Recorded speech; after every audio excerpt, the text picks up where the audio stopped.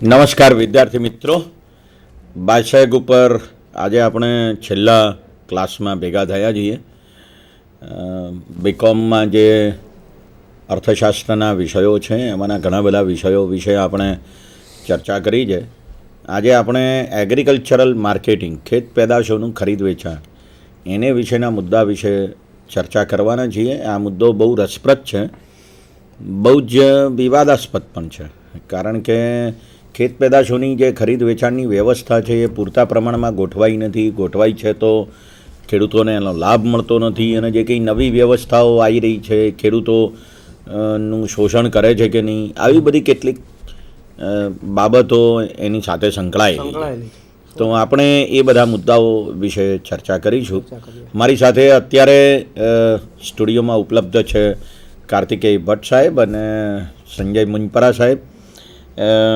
ખાસ કરીને સંજયભાઈ તો પોતે ખેડૂત પુત્ર છે અને કિસાન તરીકે એમણે પોતાના ખેતરોમાં ઉત્પાદન કર્યું છે અને વેચાણની વ્યવસ્થાઓ પણ ઊભી કરી છે. એમનો બહુ જ બહોળો અનુભવ છે આ વિષયનો, એટલે આપણને આ વિષય વિશે તેઓ, જેને આપણે કહીએ ને કે ફર્સ્ટ હેન્ડ ઇન્ફોર્મેશન, પ્રથમ કક્ષાની માહિતી આપશે, અને એ માહિતી એમની અનુભવમાંથી ઊભી થયેલી માહિતી હશે. તો વિદ્યાર્થી મિત્રો, આપણે ખેત પેદાશોના વેચાણ વિશે અને ખરીદ વેચાણની વ્યવસ્થા વિશે વાત કરવાની છે. પણ એમાં સૌથી મહત્ત્વનો તો મુદ્દો એ છે કે શા માટે આપણે એને વિશે વાત કરીએ છીએ, એનું કારણ શું છે?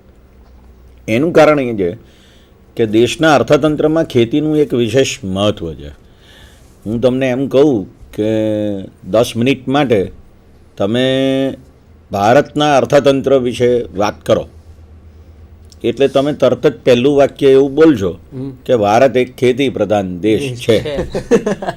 આ જે પહેલું વાક્ય તમે બોલો છો એનો અર્થ શું થયો? એનો અર્થ એવો થયો કે દેશમાં ખેતીના અર્થતંત્રનું ખૂબ જ મહત્ત્વ છે, અને દેશના સમગ્ર અર્થતંત્રમાં ખેતી સૌથી વધારે મહત્ત્વની બાબત છે, એવું તમે કહેશો.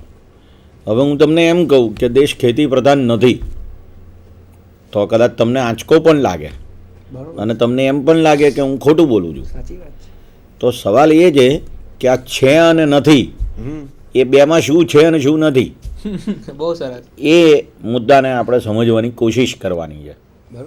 દેશનું જે કુલ ઉત્પાદન છે, કુલ આવક છે, જીડીપી જેને કહીએ છીએ, ગ્રોસ ડોમેસ્ટિક પ્રોડક્ટ એવું જે આપણે કહીએ છીએ, એ ગ્રોસ ડોમેસ્ટિક પ્રોડક્ટમાં એટલે કે કુલ ઉત્પાદનમાં, કુલ આવકમાં ખેતીનો ફાળો અત્યારે 16% છે. તો એનો અર્થ એવો થયો કે દેશમાં જે કુલ આવક ઉત્પન્ન થાય છે એમાં ખેતીનો ફાળો જો આટલો ઓછો હોય તો દેશ ખેતી પ્રધાન નથી. ઉદ્યોગોનો ફાળો લગભગ 26%નો, અને બાકીનો ફાળો તે સર્વિસીસ એટલે સેવા ક્ષેત્ર. તો એનો અર્થ એવો થાય છે કે દેશ ખેતી પ્રધાન નથી, અને છતાં આપણે એમ કહીએ છીએ કે દેશ ખેતી પ્રધાન છે. તો એવું કેમ કહીએ છીએ? તો કે એવું એટલા માટે કહીએ છીએ કે દેશમાં જે લોકોને રોજગારી મળે છે એમાં ખેતી ક્ષેત્રનો ફાળો ઘણો મોટો છે. ખેતી ક્ષેત્રે રોજગારી મેળવનારા લોકોની સંખ્યા 52% છે હજુ પણ. તો આ જે પરિસ્થિતિ છે એ પરિસ્થિતિ બહુ વિચિત્ર પ્રકારની છે કે 52% લોકોને રોજગારી ખેતી આપે છે, પણ ખેતી એમને આવક 16% આપે છે. એટલે એનો અર્થ એવો થયો કે આ જે દ્વંદ્વ છે એ આપણને એ સમજાવે છે કે ગરીબી એ સીધી રીતે ખેતી સાથે સંકળાયેલી બાબત છે. દેશમાં લગભગ 10 કરોડ જેટલા ખેડૂતો છે, લગભગ બીજા એટલા જ, એનાથી પણ થોડાક વધારે ખેત મજૂરો છે, અને દેશમાં જે ખેડૂતો છે એમાં 92% ખેડૂતો એવા છે કે જે ખેડૂતોની પાસેની જમીન 5 એકર કરતાં ઓછી છે, એટલે કે એ બધા નાના અને સીમાંત ખેડૂતો છે. જો 92% જેટલા ખેડૂતો આટલા નાના હોય તો એ જે કંઈ પકવે છે, જે કંઈ ઉગાડે છે, એની વેચાણની શું વ્યવસ્થા છે કે જેથી એમને યોગ્ય ભાવ મળે, એમણે જે કંઈ ઉત્પન્ન કર્યું છે એનું, એ બાબત વિશે આપણે ખાસ ચિંતા કરવાની આવશ્યકતા છે. અને અત્યારે જે કંઈ વ્યવસ્થાઓ પ્રવર્તમાન છે એ વ્યવસ્થાઓ વિશે પણ આપણે માહિતી મેળવવાની આવશ્યકતા છે. એક જમાનો હતો કે જ્યારે પેલો ખેડૂત છે તે વેચવા જાય બજારમાં અને પછી શું કહેવાય કે જે વેપારીઓ છે એને છેતરવા માટેની કોશિશ કરે ને એને પરિણામે પેલો જે ખેડૂત છે એને કોઈ માહિતી મળે નહીં, એનું શોષણ થાય. આવી બધી એક પરિસ્થિતિ હતી. આ પરિસ્થિતિ ટેકનોલોજીને કારણે પણ બદલાઈ છે અને જે અર્થતંત્રના પ્રવાહો છે એને કારણે પણ બદલાઈ છે.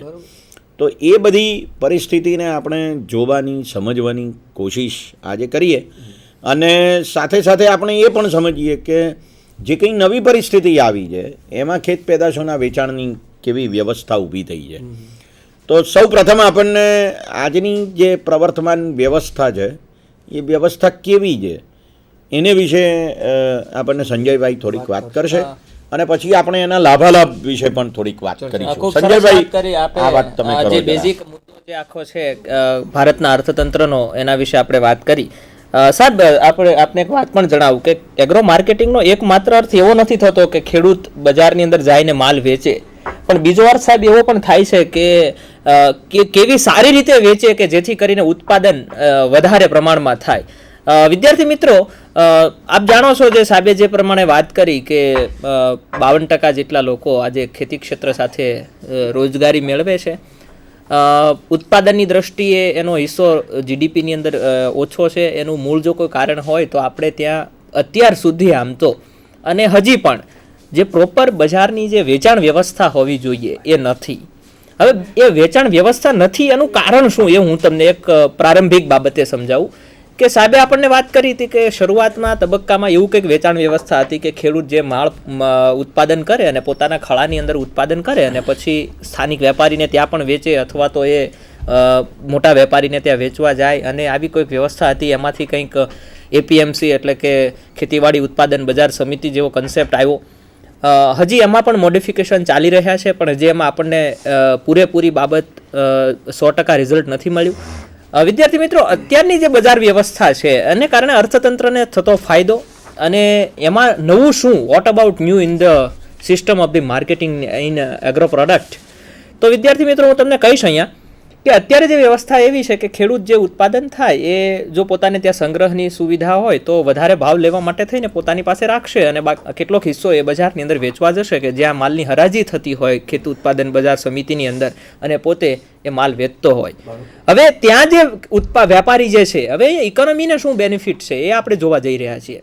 એગ્રો માર્કેટથી અર્થતંત્રને થતો ફાયદો એટલે કે જે ઓલો જીડીપીમાં 16% હિસ્સો છે એ વધારવો હોય તો શું કરવું, એ અહીંયા એક જોવા જેવી બાબત છે કે ના, એ ત્યાંનો એક તાલુકા લેવલનો વેપારી હશે, એ માલ ખરીદશે, પછી એનું કંઈક એ પુનઃ વેઇટિંગ વગેરે બધું કરશે, વળી એ મોટા લેવલના વેપારીને આપશે અને છેલ્લે ત્રીજી બાબતે એ હોલસેલર વેપારી જે હોય રાજ્યનો એની પાસે એ માલ પહોંચે અને એ પાછો હોલસેલર શું કરે. દાખલા તરીકે ગુજરાતનું હોલસેલર માર્કેટ અત્યારે અમદાવાદની અંદર છે, જે માધુપુરા માર્કેટ છે, એને આપણે ગુજરાતનું મોટું હોલસેલર માર્કેટ કહીએ છીએ.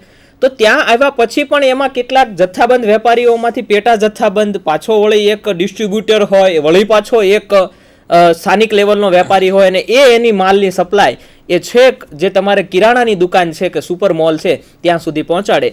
આવી અત્યારની બજાર વ્યવસ્થા છે. હવે આ બજાર વ્યવસ્થા અર્થતંત્ર માટે શા માટે આદર્શ નથી એની વાત તો આપણે પાછળ કરવાના છીએ, પણ કેટલું કોસ્ટ ઓફ કટિંગ એની અંદર એ વધી જતું હોય છે એ હું તમને સમજાવી રહ્યો છું. કે દાખલા તરીકે ખેડૂત એપીએમસીમાં જાય, ત્યાંનો નાનો વેપારી એ જિલ્લા લેવલના વેપારીને આપે અથવા તો એ તાલુકા લેવલના મોટા વેપારીને આપે અને એ વાત છે કે રાજ્ય સુધી પહોંચે.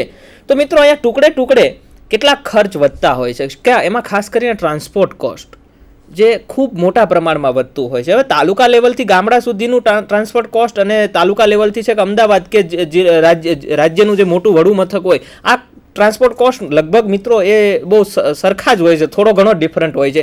તમે માલ અમદાવાદથી એ ભુજ લઈ જાઓ કે અમદાવાદથી ભચાઉ લઈ જાઓ કે અમદાવાદથી મહેસાણા લઈ જાઓ, એના રેટ એ લગભગ એ જનરલી એ સરખા હોય છે. ત્યારે તમે જુઓ કે આ જે માર્કેટિંગ વ્યવસ્થા છે એની અંદર જે ખર્ચનું પ્રમાણ છે એ સવિશેષ છે. એને કારણે વસ્તુની જે કિંમત છે વિદ્યાર્થી મિત્રો એ મોટી થતી જાય છે. બીજી બાબત એ છે કે વચ્ચે વેપારીઓની જે સંખ્યા છે એ ખૂબ મોટા પ્રમાણમાં હોવાથી એમનો જે નફો જે છે જે અમર્યાદિત નફો જેને આપણે કહીએ કે ગમે એટલો એને પ્રોફિટ મળે છતાં પણ એને જે સંતોષ વધવો જોઈએ એ નથી વધતો, કારણ કે નફાનો સંતોષ ક્યારેય મિત્રો એ પૂરો થતો નથી. એને કારણે જે બેઝિકલી વાત છે જે કે આખો ખેત પેદાશની કિંમત જે વધી રહી છે અને એને કારણે જે ફુગાવા પર જે અસર પડી રહી છે તે પણ એક એગ્રો માર્કેટનો એક ચર્ચાસ્પદ મુદ્દો છે અને એના વિશે આપણે આજે ચર્ચા કરવાના છીએ. ત્રીજો જે અગત્યનો જે મુદ્દો છે તે સૌથી એ છે વિદ્યાર્થી મિત્રો કે ગ્રાહકને આ ખેત પેદાશ જેટલી કિંમતે મળે છે એટલી કિંમતનો નફો એ ખરેખર ખેડૂત સુધી પહોંચે છે.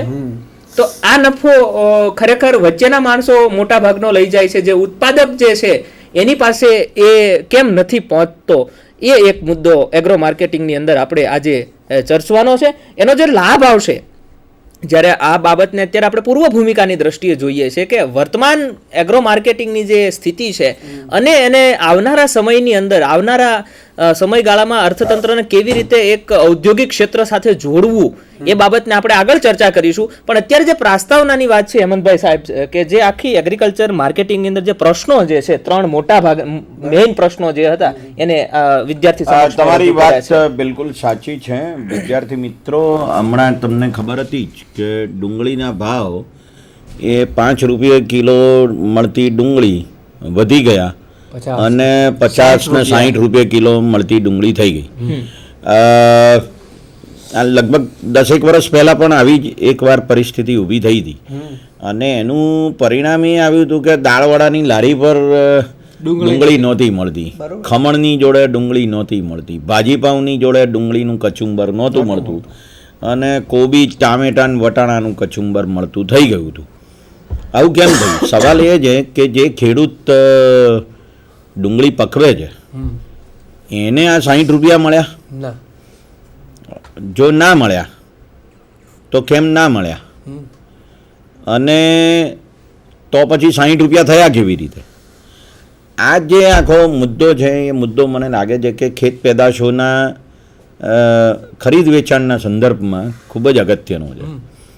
અને આપણી જે આખી પરિસ્થિતિ છે એ પરિસ્થિતિ એ દ્રષ્ટિએ નોંધપાત્ર છે કે ખેડૂતોને જ્યારે વધારે ભાવ મળે છે ત્યારે ગ્રાહકોને વધારે ભાવે એ વસ્તુ મળે છે.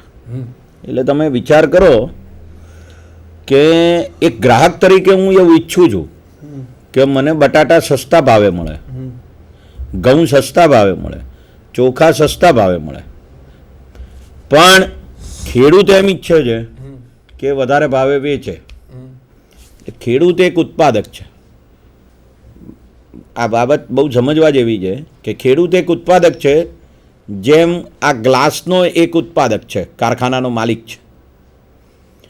એટલે ઔદ્યોગિક વસ્તુઓનું ઉત્પાદક હંમેશા એવું ઈચ્છે છે કે વધારે ભાવે વસ્તુ વેચાય અને એને નફો મળે. એવી જ રીતે ખેત પેદાશોનો ઉત્પાદક એવો ખેડૂત એ પણ હંમેશા એવું ઈચ્છે છે કે એને વધારે ભાવે વસ્તુ વેચવા મળે. બરાબર?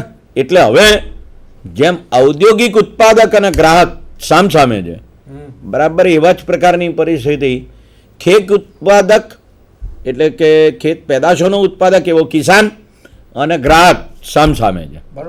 પણ એ બેમાં તફાવત છે. તફાવત શું છે?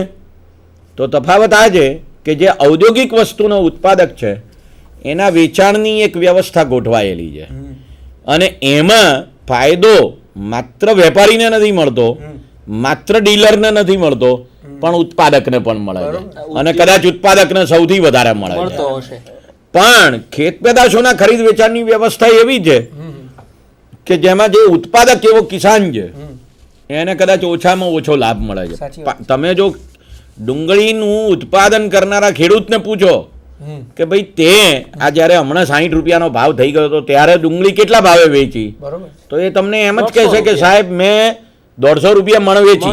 બરાબર છે. બરાબર? એમાં 90 રૂપિયા તો ખર્ચ કર્યું અને એમાં 90 રૂપિયાનું ખર્ચ કર્યું હોય. સાચી વાત. તો સવાલ એ છે કે એને શું નફો મળ્યો અને છતાં 60 રૂપિયા કિલો ડુંગળી વેચાઈ. તો આ જે આખો સવાલ છે કે ખેત ઉત્પાદકોને વસ્તુઓના પૂરતા ભાવ મળતા નથી, તો એને એ પૂરતા ભાવ મળે એને માટેની વ્યવસ્થા કેવી રીતે ગોઠવવી એની મથામણ સમગ્ર દેશમાં બારંબાર એટલે ચાલ્યા કરે છે. બહુ જ આ વાતને જરા આપણે વિગતવાર સમજીએ એ પહેલાં એનું જે આખું અર્થતંત્ર છે એને વિશે આપણને કાર્તિકેય સાહેબ વાત કરશે. હું તો તમારી વાતમાં એક નાનકડો મુદ્દો ઉમેરવા માંગુ છું અને બહુ જ સરસ વાત કીધી કે ઔદ્યોગિક ક્ષેત્રનું જે વેચાણની વ્યવસ્થા છે અને એમાં જે રીતે કામ થાય છે અને ઔદ્યોગિક વસ્તુનો ઉત્પાદક વધુમાં વધુ નફો મેળવવા માટે કિંમત નક્કી કરે છે, એવું ખેતીમાં થાય છે કે નહીં? અને ગ્રાહક જે ચૂકવે છે એનો ઔદ્યોગિક ક્ષેત્રમાં જે ભાવ પહોંચે છે એના ઉત્પાદક સુધી, એના કરતાં ખેતીમાં કંઈક જુદું પહોંચે છે. વિદ્યાર્થી મિત્રો, આ ખેત પેદાશના ખરીદ વેચાણની ચિંતા કેમ આપણે કરવી પડે છે? કેમ આપણે સર્વિસ સેક્ટરના પગારોની ચિંતા નથી કરવી પડતી? કેમ આપણે ઔદ્યોગિકમાં કોકા કોલાના 10 રૂપિયામાંથી કોકા કોલાની કંપનીને કેટલા રૂપિયા પહોંચે છે એની ચિંતા નથી કરવી પડતી? એનો મૂળ મુદ્દો જ પેલો જે શાહ સાહેબે સૌથી પહેલો મુદ્દો કીધો ને એની સાથે જોડાયેલો છે કે એક બાજુ ભારત એક ખેતી પ્રધાન દેશ છે, પણ 60 વર્ષના આઝાદ ભારતના ઇતિહાસમાં રાષ્ટ્રીય આવકમાં એનો ફાળો ઘટતો 16% પહોંચી ગયો છે, પણ ખેતી ઉપર રોજગારી મેળવનારાનો જે ભાગ છે એ ઘટતો 52%થી નીચે ગયો નથી. એનો મતલબ 52% પ્રજાને 16% મળે છે. એ આપણી ચિંતાનો વિષય છે કે રાષ્ટ્રીય આવકનો 16 રૂપિયા હિસ્સો 16 રૂપિયા પેલા 52 લોકોને મળે છે. વાસ્તવમાં એ વધવો જોઈએ અથવા તો પેલા 52 લોકો બીજા ક્ષેત્રોમાં જઈ અને 16થી નીચે જવા જોઈએ, જેથી કરીને એમને સસ્ટેનેબલ ઇન્કમ મળે. એટલે એ લોકો એટલા નાના થવા જોઈએ કે રાષ્ટ્રીય આવકનો હિસ્સો એમને ભાગે મોટો આવે. જો એ લોકો મોટા રહે, એટલે જો એ લોકો ખેતી ક્ષેત્ર સાથે જ રહે, તો ખેતી ક્ષેત્રનો ફાળો એટલો મોટો થવો જોઈએ કે એમને 52% ભાગ મળવો જોઈએ. એ નથી થતું. એનું મૂળ કારણ જ આ છે કે ઔદ્યોગિક ક્ષેત્રમાં ઉત્પાદકો છે, એમની વચ્ચે સ્પર્ધા પણ છે, પણ એ એટલા વિશાળ નથી કે એમની વચ્ચે એટલી બધી સ્પર્ધા થઈ જાય કે શોષણ થાય. બહુ સાચી વાત સાહેબ. એમનું એટલું મોટું ઉત્પાદન નથી કે એ લોકોને ઉત્પાદન વેચવા માટે મજબૂર થવું પડે.